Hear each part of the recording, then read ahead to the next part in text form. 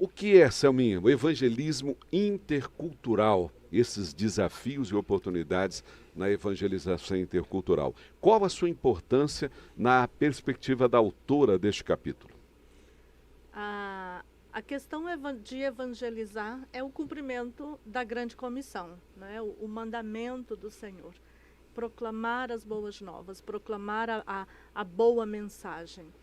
E o intercultural se dá quando essa mensagem ela ultrapassa as barreiras culturais. E não só barreiras geográficas, não só barreiras linguísticas, mas também ela é capaz de permear a barreira da cosmovisão, do entendimento de mundo, do povo, a maneira como se pensa, a maneira como ver o mundo, como se entende as coisas, Nós temos como um, se sente nós temos também. até um diagrama que foi publicado no livro que eu pediria para o Sadi colocar para a gente, para poder visualizar. Você podia Isso. explicar, inclusive, o que a Aline, a nossa autora, quis dizer com esse diagrama que foi publicado no livro. Exatamente. Então aí dentro do conceito antropológico, né, nós temos aí uma cebola. O que significa o que poderíamos entender como o que é a cultura. Então a cultura ela é feita de várias camadas. De fora para dentro, nós temos aquilo que é o que se faz, o que todo mundo vê, né? O comportamento. Então a gente chega num determinado povo, não só um outro país, mas um determinado povo, e a gente acha estranho. Nossa, o comportamento, o horário. Vamos tomar, por exemplo, o horário de comidas, né? No Brasil, o nosso horário de almoço ao meio-dia, de 11h30 a 1h40, às 2 da tarde, né? Em outro país, por exemplo, o México, o horário do almoço é às 4 da tarde, 3, 4 da tarde. Então, são coisas que se faz de maneira diferente, perceptível. São perceptíveis. Aí, na segunda camada, nós temos os valores. Aquilo que se acredita, né? Que se acredita que também é facilmente perceptível por um estrangeiro.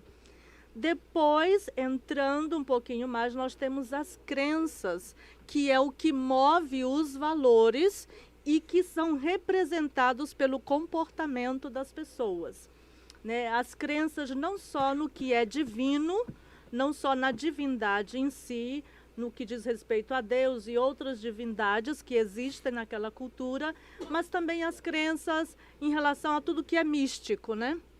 E aí, no centro, como nós dissemos no início, isso é uma cebola, né? Então, o miolo da cebola, o centro, aquela partezinha, quando você vai descamando, tirando as cascas, o centro é que é o concreto, é onde se move a realidade, onde nasce aquilo que move todas as coisas, que move, que dá origem às crenças, que performa os valores e que se manifesta no comportamento do povo. Nós temos inclusive um outro diagrama que talvez dê para analisar, aproveitar esse momento, que é desse iceberg. Exatamente. Explica para a gente ele. Então, nós temos também, dentro desse mesmo conceito de antropologia, nós temos aí a figura do iceberg. O iceberg, geralmente, ele é pequeno aos olhos, à vista, mas o que fica fora da superfície é pequeno em relação ao que está abaixo da superfície. Então, os comportamentos, como eu falei no diagrama anterior, é aquilo que se vê, né? Aquilo que se vê. Aí, pelas setinhas, as cores das setas, a gente pode perceber. É aquilo que se vê, o que é perceptível. Um pouquinho mais rente à superfície, nós temos aquelas coisas que o estrangeiro deveria conhecer sobre a cultura. Muitas vezes não conhece, ele está só na fase primordial, ali primeira.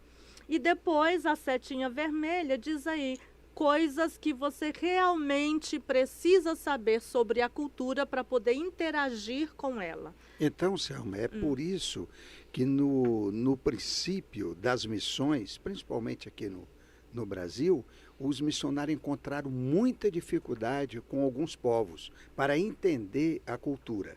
Né? Já hoje não, nós já temos as agências missionárias e essas agências procuram orientar os nossos missionários, principalmente quanto à cultura, porque isso é fundamental. É fundamental e decisivo, eu diria, decisivo, não menos importante que outros fatores, mas está no nível de decisão de sucesso da empreitada, do trabalho, do objetivo do missionário naquela localidade.